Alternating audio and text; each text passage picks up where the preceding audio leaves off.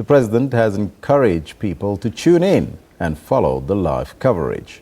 Some have told the president their concerns, including housing, while informal business people hope there will be some support to help grow their stalls and their businesses. Our reporter Aldrin Sampear is in Pretoria with the president. A very good morning to you, Aldrin. And can you sketch us a picture as to what is happening there in Pretoria? Well, good morning, Elvis. A buzz of activity here in Marabastad in Pretoria. This is a business district, and this is where President Jacob Zuma is doing his walkabout, encouraging people to follow the State of the Nation address and some of the concerns that they've raised with him as well, especially the informal business traders, include issues like fixing their stalls, as well as getting some sort of funding to help them out to make sure that they grow their businesses. Well, the president has promised them that the Minister of Small Business, Lindiwe Zulu, will be visiting this area maybe next week, but they should also be following the State of the Nation address, which will be televised live on SABC TV News. Now, people look very excited in the background there. How was the reaction from the people on the ground there?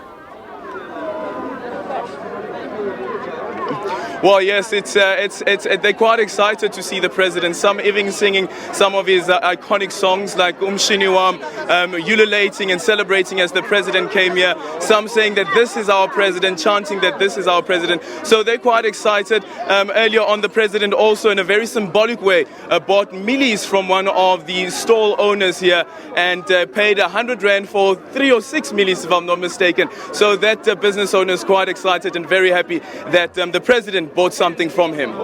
What do you make of the president's timing just before the State of the Nation address in order to get into the streets and to the people, really, to talk to them about the broadcast? Well, I guess what we can totally see right now is that the president is certainly popular in some areas, and particularly here in Pretoria as well. As you can see right now, the president is coming through. He seems quite upbeat, probably unwavered or unfazed about threats coming from the EFF that they will disrupt the State of the Nation address when the president is expected to deliver the State of the Nation address. Remember that the EFF said that they want the president to address or explain why he fired in Nhlanhla. If he does not do that, they will disrupt the State of the Nation address. Well, we hope to speak to the president probably later on, and he'll probably tell us where he stands with regards to that issue. So where to from here? Is he going to stay in Marabastad or is he moving further afield?